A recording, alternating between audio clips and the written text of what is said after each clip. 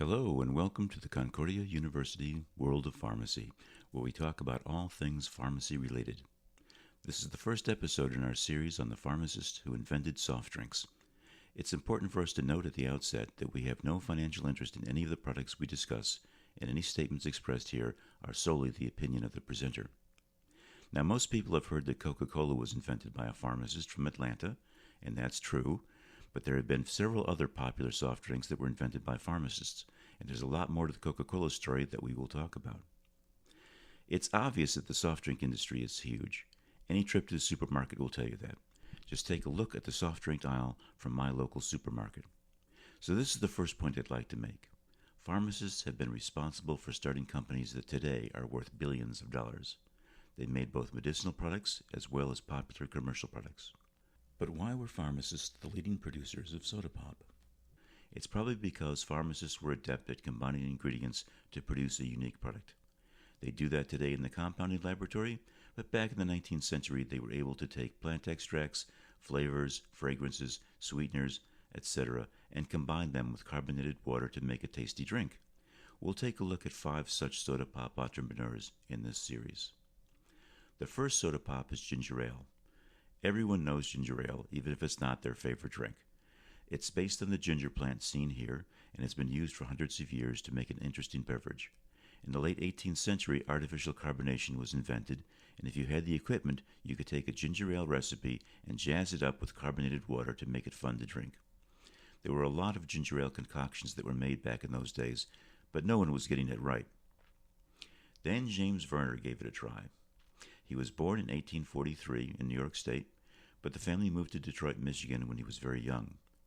As a young man, he was a clerk in a pharmacy where he learned the trade. Basically, it was an apprenticeship. There were very few schools of pharmacy back in those days, so you learned as an apprentice from another pharmacist. Even as a teenager, he experimented with ginger ale recipes, and might have succeeded earlier, except the Civil War got in the way. He joined the 4th Michigan Cavalry and had a distinguished military career, leaving the Army as a second lieutenant. In 1866, he became a pharmacist and went back to ginger ale production. Apparently, he discovered that storing the ginger ale syrup in oak barrels improved the flavor tremendously, and he started offering the drink in his pharmacy. Keep in mind that in those days, the clerk would mix up a drink by putting some syrup in a glass and then adding the carbonated water and mixing it up. This was a moneymaker because the pharmacist would be compounding a patient's prescription, and while waiting, why not get a tasty beverage at the soda counter? The fountain drink concept proved to be very popular. People liked Vernor's ginger ale. You could meet your friends or your date at the soda fountain, and it was a good option compared to going to a bar. By 1880, Vernor offered barrels of his ginger ale syrup for parties as well. At some point, the technology for bottling soda pop became practical.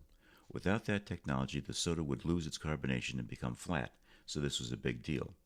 Vernor started his own bottling operation and also franchised his ginger ale to others, increasing the area in Michigan where Vernor's was available, and then gradually throughout the Midwest. Here we have the classic Vernor's ginger ale bottle that generations of soda drinkers would recognize. Nowadays it's available in aluminum cans, but the ginger ale is still the same and is a big regional drink in the Midwest. James Vernor was more than an entrepreneur and inventor. As a pharmacist, he helped to form the Michigan Board of Pharmacy, and he received Michigan Pharmacy License Number 1. He was also active in the Detroit government and was a strong proponent of clean water for the city. This is a legacy that lasts till the present day. James Vernor was truly a man of many talents. The Vernor family owned the business until 1966 when they sold it to another company. The brand has changed hands several times since then and is now owned by Keurig Dr. Pepper, which owns a number of soda pop brands. In fact, they own the brand that we'll talk about in the next episode. Now we come to the portion of our video in which we actually have a look at the Vernors ginger ale and also get a chance to taste it. I know you're not going to have a chance to taste it, not unless you go out and get this yourself, but I'm going to tell you all about it as much as I can. First things first, here's the can from it, as you can see. It's got the little gnome at the top, the mascot of Vernors. But let's see what the thing actually looks like. Let's pour us some ginger ale. We now have a nice clear cup for that purpose, and let's take a look at it. Once again, it has a nice bubbliness to it. And the thing to notice about Vernor's ginger ale is just how dark it actually is. It looks like it has a very robust sort of look to it. Now let's be honest, the only reason it has that particular color is because they put caramel in there. And the caramel is, it's a colorant. Yes, it provides a little bit of taste, but it's mostly coloration. And they could make this as dark as a cola if they really wanted to. Fortunately though, the color kind of matches the taste on the whole thing. So in order to do that, let us actually taste it.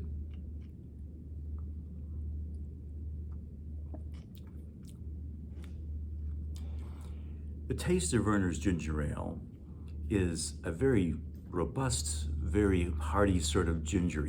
The ginger really comes through in that. It is not a weak sort of ginger ale. It is not one of the pale ales that are out there. This is one in which the ginger taste really comes through. That, I think, is what sets it apart from the other ginger ales on the market. If you want a ginger ale for getting a mixed drink, you're probably better off with a pale ale. Like a Canada Dry ginger ale is very popular for mixed drinks. I think if you just wanted a can of ginger ale, you probably want something like Vernor's, where you say, I'm actually tasting something, this is just not colored water, or something like that. This is a ginger ale that has real flavor to it. I recommend you try this, see if you like it. I like it. I think I'm going to finish off the case, actually. Not all at once. I'll get around to it. But I will enjoy the entire time.